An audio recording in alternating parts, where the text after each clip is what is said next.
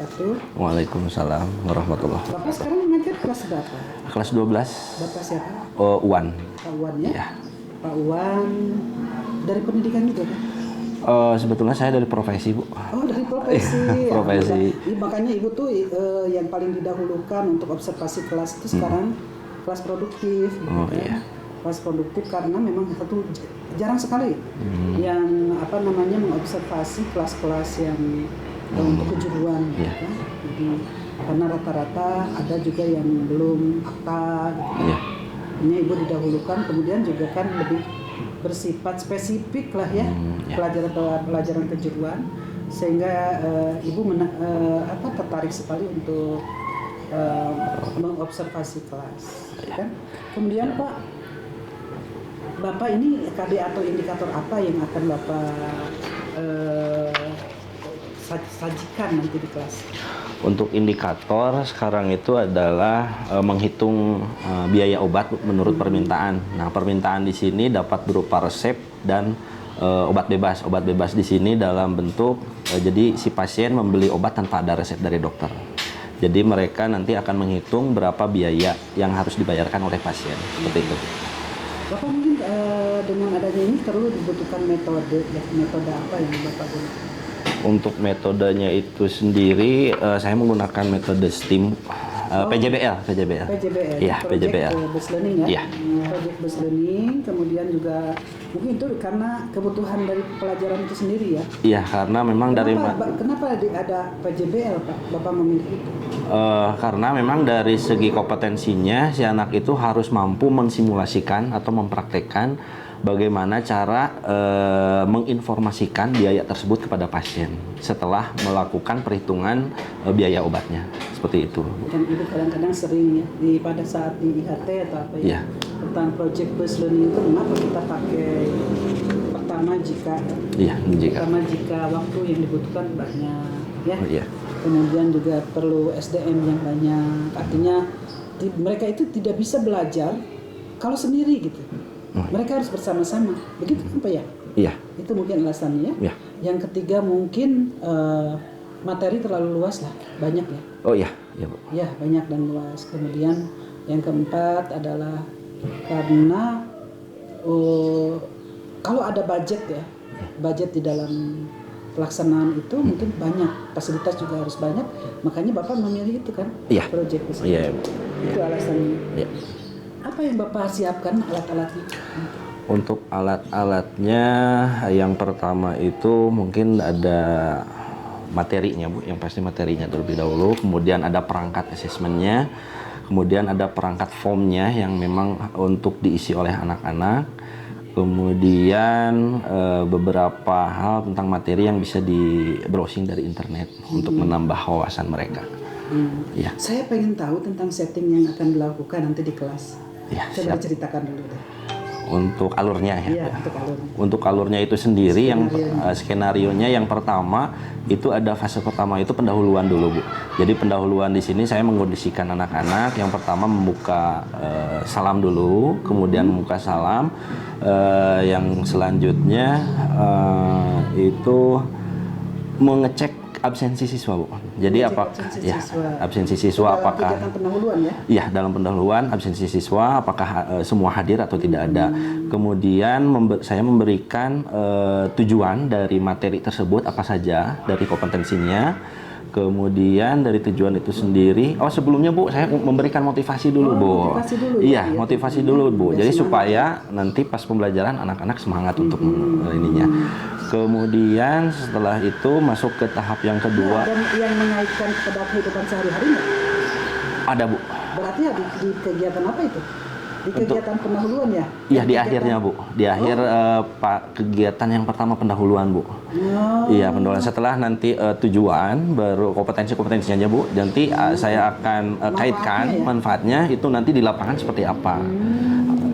Kemudian setelah itu baru tahap terakhir pendahuluan saya ajukan atau menginformasikan penilaian apa saja yang akan mereka dapatkan gitu. Mulai dari pertama mungkin dari pengetahuan ya Bu. Pengetahuan yaitu dari tes formatif.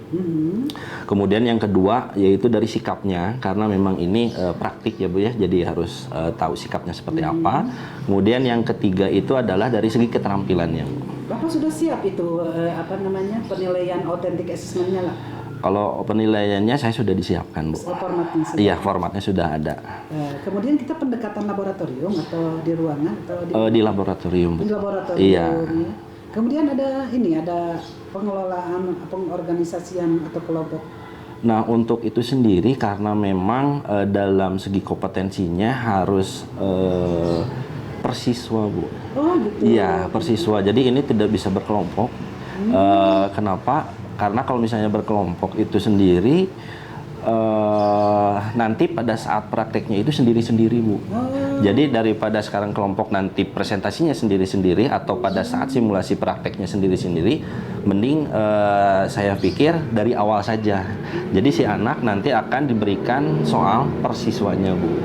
Dan seperti itu, kemudian selanjutnya pada saat nanti mungkin dalam bentuk LKPD ya Bu ya, untuk pemberian soalnya. Nah, sekarang kita memberikan soal gitu ya.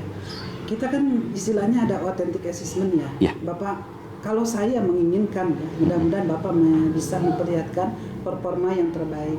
Salah satu contoh Bapak misalnya karena berbasis aplikasi atau berbasis IT gitu kan. Apakah mereka bisa misalnya kita pakai Mentimeter, kita pakai Kahoot atau apa, bisa begitu nggak Pak? Bapak sekarang? Kalau hanya manual aja sekarang?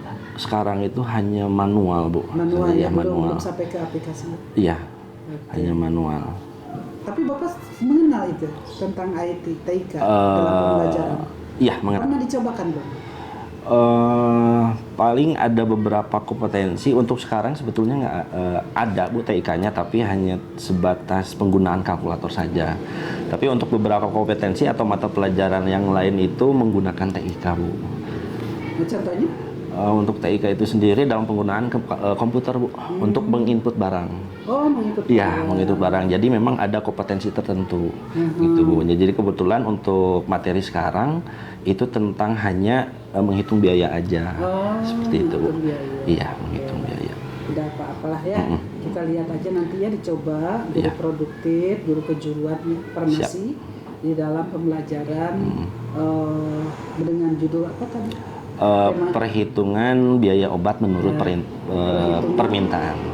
Perhitungan biaya obat menurut permintaan. Menurut permintaan. Iya. Berarti kurikulum 2013. Kurikulum 2013. Kelas 12 ya? Kelas 12. Ya, Pak. Terima kasih ya Pak ya. Sama-sama Bu. Iya, selamat bertemu nanti di kelas. Siap. Ya, Assalamualaikum warahmatullahi wabarakatuh. Kita akan mulai pembelajaran hari ini ya. Siap. Silakan Peri untuk berdoa terlebih dahulu supaya pembelajaran kali ini kita diberikan manfaat untuk kita semua. Silakan.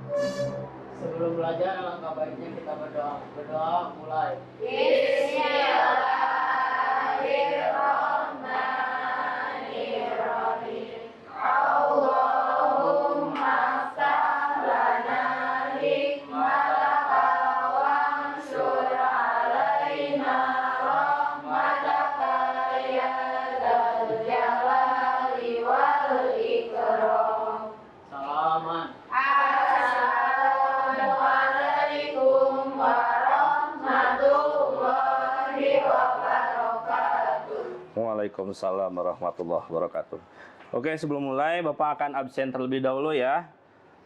Adelia, Adinda, Arifa, Mita, Nadia. Oh, sakit ya? Oke. Kemudian Najwa hadir. Neng Afifah. Kemudian, oke, sebelum kita mulai belajar, langkah baiknya kita merefleksikan diri terlebih dahulu. Kira-kira ada ya ide nggak untuk supaya lebih semangat lagi pembelajaran kali ini?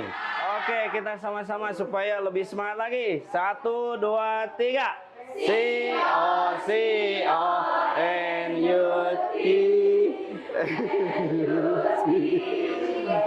N-U-T C-O-C-O-N-U-T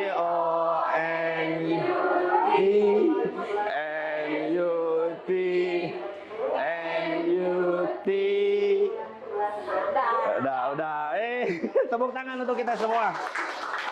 Oke, nah untuk materi sekarang itu kita akan belajar tentang perhitungan biaya obat menurut permintaan. Oke, nah di sini ada beberapa tujuan atau kompetensi yang memang harus kalian capai pada pembelajaran kali ini. Yang pertama yaitu menganalisis. Menganalisis faktor apa saja yang memang mempengaruhi terhadap biaya obat. Kemudian yang selanjutnya yaitu kita merancang, ya, merancang bagaimana kita menghitung biaya obat tersebut. Ya, karena biaya obat itu mungkin dari permintaan pasien. Nah, bagaimana setelah kita menghitung biaya obatnya, kita tunjukkan atau kita informasikan kepada pasien dengan cara kita simulasi dengan cara praktek nanti di depan, ya, kita akan praktekkan bagaimana kalian akan melakukan informasi atau memberikan informasi berapa besar biaya obat yang harus dibayarkan oleh pasien. Oke, ya, penilaiannya itu ada 3 poin utama. Yang pertama itu adalah pengetahuan yang nanti akan kalian laksanakan berupa tes, ya, tes tertulis atau pilihan berganda. Kemudian yang kedua penilaian sikap, ya, sikapnya bagaimana kalian, apakah bertanggung jawab, kemudian disiplin waktunya, kemudian apakah dan lain sebagainya. Kemudian yang ketiga yaitu penilaian dari keterampilannya. Keterampilannya itu berupa ada 2 macam, yaitu yang pertama nanti kalian akan diberikan LKPD atau lembar kerja. Kemudian yang kedua dalam hal nanti simulasi prakteknya bagaimana. Itu adalah penilaian untuk pembelajaran kali ini. Nah, kira-kira menurut kalian nih, Bapak kasih gambaran terlebih dahulu. Misalnya ada 2 apotek nih, ya, ada 2 apotek, apotek A dan apotek B. Nah, apotek A misalnya menjual obat A misalnya, kemudian dengan harga Rp5.000. Tetapi di apotek B dengan obat yang sama, dia menjualnya itu Rp7.000. Nah, itu kan ada sedikit perbedaan, ya, dari segi harganya. Nah, kira-kira ada yang bisa menjawab nggak? Kenapa terjadi perbedaan harga tersebut? Yang apotek A Rp5.000, yang apotek B Rp7.000. Ada yang bisa menjawab kira-kira kenapa bisa berbeda seperti itu? Izin menjawab, perbedaan antara 2 apotek itu salah satu faktornya adalah perbedaan tuslah dari pendapatan si apotek itu. Jadi bisa jadi harga aslinya itu sebenarnya Rp3.000, tapi di apotek A berarti apotek A itu mengambil keuntungan Rp2.000, sedangkan di apotek B dia mengambil keuntungan Rp4.000. Nah, itu tuslah. Gitu. Oke, tuslah berarti, ya. Ada yang tahu tuslah? Itu untuk biaya jasa kefarmasiannya, jadi untuk membayar jasa yang dipakai untuk kefarmasian, jadi buat baca resepnya yang gitunya. Untuk meraciknya. Sip, betul ya. Jadi tuslah itu adalah jasanya, ya, jasa kita menyiapkan atau meracik sediaan obat yang akan diberikan kepada pasien. Maka dari itu tiap apotek beda-beda. Kenapa beda-beda? Tuslah itu atau biaya jasa itu tergantung dari pemiliknya. Ya, pemilik sarana apoteknya. Ada yang Rp5.000, ada yang Rp3.000, ada yang sampai Rp10.000. Ya, tergantung dari kebijakan apoteknya masing-masing. Oke, sekarang Bapak akan bagikan LKPD dan Bu Feni juga akan membagikan LKPD-nya sesuai dengan pengawasnya. Ya, silakan Bu Feni untuk membagikan LKPD-nya.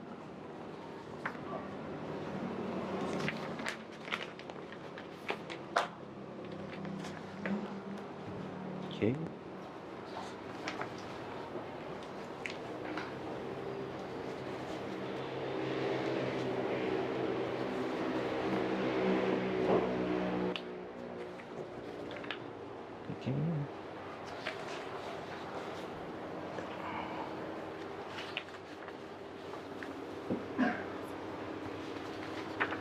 Kalau sudah siap, siapkan untuk alat tulis dan buku yang memang diperlukan. Silahkan untuk disiapkan.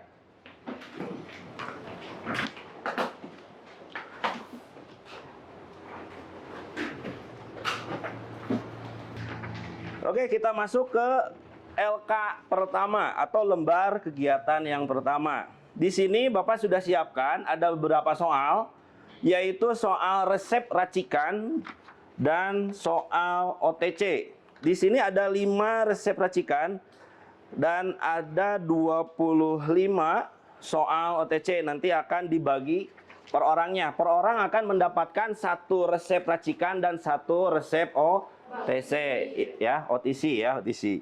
Itu ada form perhitungan biaya. Jadi di sana itu kalian hanya mencantumkan sediaan OTC-nya saja di sana ya. Kemudian pada kolom yang selanjutnya baru di sana adalah kalian melakukan perhitungan untuk resep racikannya. Dan yang terakhir itu kalian jumlahkan atau totalkan berapa biaya dari OTC-nya dan resep racikannya. Seri 1 OTC-nya seri 1 ya. Oke, kemudian untuk Adinda resepnya itu nomor 2 ya.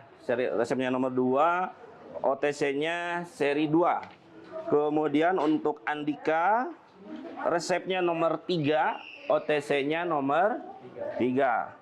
Kemudian Jahwa resep nomor 4, OTC nomor 4.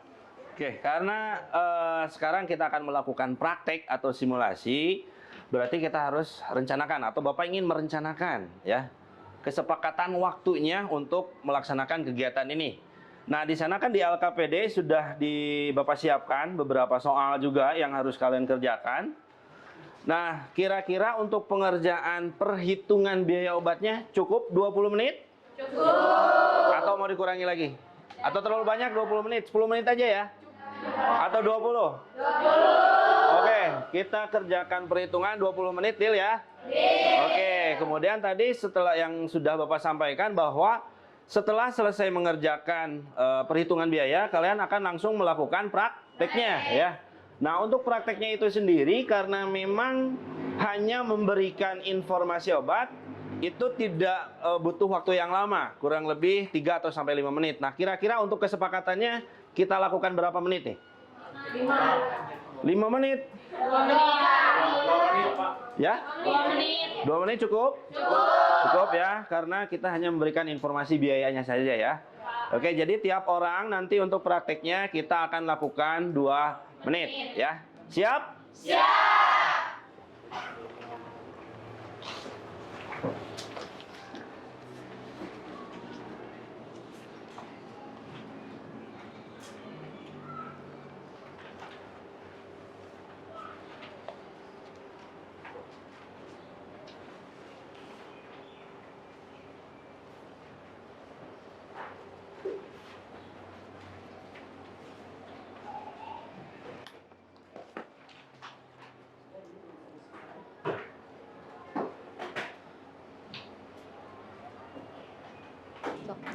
Ini sih Ibu, saya telah melakukan perhitungan obat dan akan melakukan praktek simulasinya. Ya, ayo silahkan. Ini untuk resep yang ini tersedia di apotek kami, yang ini juga tersedia di apotek kami. Namun mohon maaf untuk di apotek kami yang ini sedang kosong, akan saya buatkan nanti kopi resepnya. Boleh. Untuk totalnya jadi 45.000 Ibu. 45.000 rupiah. Ya, baik, terima kasih. Silahkan kembali ke tempatnya masing-masing. Pasien atas nama Randy, umur 10 tahun. Ya, betul. Ibu, untuk obat ini dan untuk obat yang ini tersedia di apotek kami. Namun untuk obat yang ini sedang tidak tersedia di apotek kami. Saya akan membuatkan Ibu kopi resep. Boleh. Dan untuk total harganya adalah 45.000. 45.000 rupiah. Ya. Baik, terima kasih. Silahkan kembali ke tempatnya. Terima kasih. Pasien atas nama Farhan, usia 10 tahun. Ya, betul. Ibu, untuk obat yang ini tersedia, namun mohon maaf untuk obat yang ini di apotek kami sedang kosong. Apabila berkenan akan saya buatkan kopi resepnya. Boleh, total harganya berapa, Untuk Mbak? total harganya jadi 27.600. Baik, terima kasih. Silahkan kembali ke tempatnya. Terima kasih, Bu. Pasien atas nama Rizky, umur 10 tahun. Ya, betul. Ibu, untuk obat yang ini tersedia di apotek kami. Dan untuk obat yang ini tersedia di apotek kami, tetapi mohon maaf untuk obat yang ini sedang kosong stoknya di apotek kami. Oke. Saya akan buatkan kopi resep. Boleh, total Dan untuk harganya. total harganya Rp45.200. Oke, baik, terima kasih. Silahkan kembali ke Baik, tempatnya. terima kasih Bu.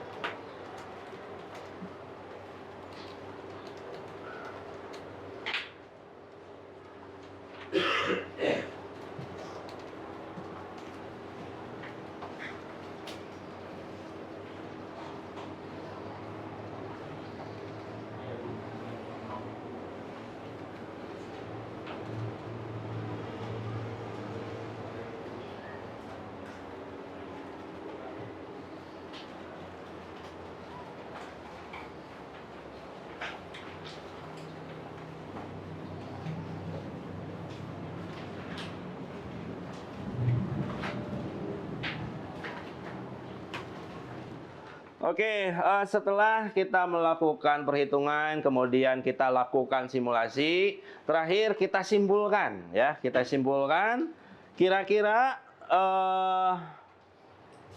apa yang telah kalian pelajari hari ini? Ada yang mau memberikan pendapatnya atau idenya atau apa yang dirasakan selama pembelajaran kali ini? Silakan utarakan sekarang. Jadi untuk kesimpulan dari kegiatan yang telah dilakukan hari ini adalah dari yang telah dilakukan kita telah jadi bisa melakukan perhitungan biaya obat, kemudian mengkonfirmasikan kepada pasien dan memberikan konfirmasi gitu bagaimana caranya komunikasi yang baik dengan pasien. Oke. Tepuk tangan untuk Aulia. Oke, ada lagi yang mau memberikan kesimpulannya, silakan. Ya, silakan Adel. Baik, jadi untuk materi yang kita pelajari pada hari ini adalah ada perhitungan biaya obat menurut permintaan. Kemudian kita juga diberikan petunjuk untuk membaca resep secara teliti. Kemudian membaca permintaan soal OTC secara teliti, kemudian menulis dan menghitung biaya obat yang diminta oleh pasien. Oke, beri tepuk tangan untuk Adel ya, semangat ya. Terima kasih untuk dapat menyimpulkan hari ini yang memang betul tadi apa yang sudah disampaikan oleh Aulia dan Adelia. Jadi memang dalam perhitungan ya, perhitungan biaya obat itu memang kita harus lebih teliti lagi sebelum kita langsung terjun atau langsung melakukan perhitungannya tanpa mengidentifikasi dan menganalisis terlebih dahulu. Jadi untuk pertemuan selanjutnya nanti kita akan lakukan praktek ya, praktek untuk membuat atau meracik sediaannya. Dan untuk resepnya itu sendiri dan OTC-nya itu sendiri itu sesuai dengan resep yang kalian terima hari ini ya. Jadi untuk minggu depan kita lanjutkan dengan meracik sediaannya. Berikut setelah selesai meracik sediaannya, kita lanjutkan dengan pemberian informasi obatnya ke pasien. Oke, sudah paham? Sudah. Oke, kalau sudah, sebelum kita tutup untuk kegiatan pembelajaran kali ini, silakan untuk memimpin doa.